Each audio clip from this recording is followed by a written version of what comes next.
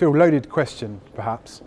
Some people might say, and whether this is an Amadeus view or not, or an industry view, that rail is just not that sexy, it's not that interesting, comparative to flying, other modes of transport, it's quite old-fashioned. How fair a comment is that?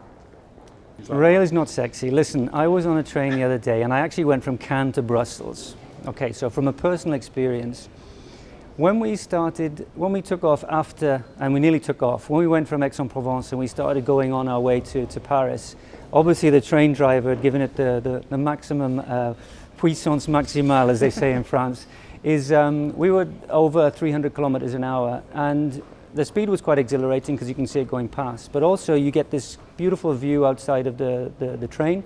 On top of that, I was able to do a good 5 hours of solid work. So for the business traveler, it's just... you couldn't do on a plane, presumably. Absolutely not.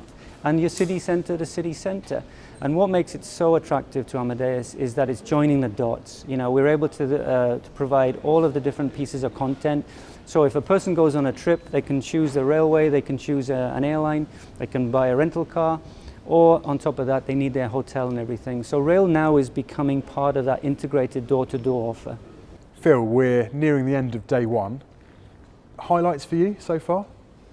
Obviously, the speech that Mark Smith gave was just wonderful. He sells it as it is, and the great thing is he's coming from traveling all over the world and on the train, so he really knows what's going on, so it was great. He's not afraid to ruffle a few feathers either, is he? Absolutely not, and I think what was great was they actually got a few comments back from some of the other presenters as well, so they see him as really a voice, a spokesperson for the traveller.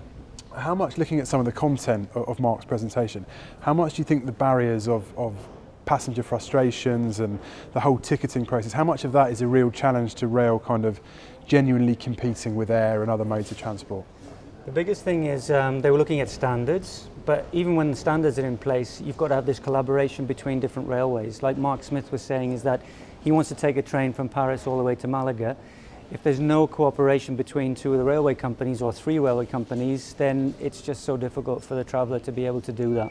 Who's here today? Who's here? What's the breakdown of the audience? I think this is what makes the whole forum unique, is that we're able to take, if you look at the total trip process, you've got the travel sellers here, so we've got online travel agencies, more than we've ever had before. You've got the travel management companies, and then you've got the railways, but in between we've got technology companies. So we've got some technology companies that are here who are working with Amadeus.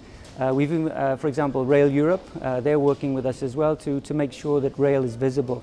So we're working with the railways, we're working with all these online travel agencies and the traditional travel agencies as well.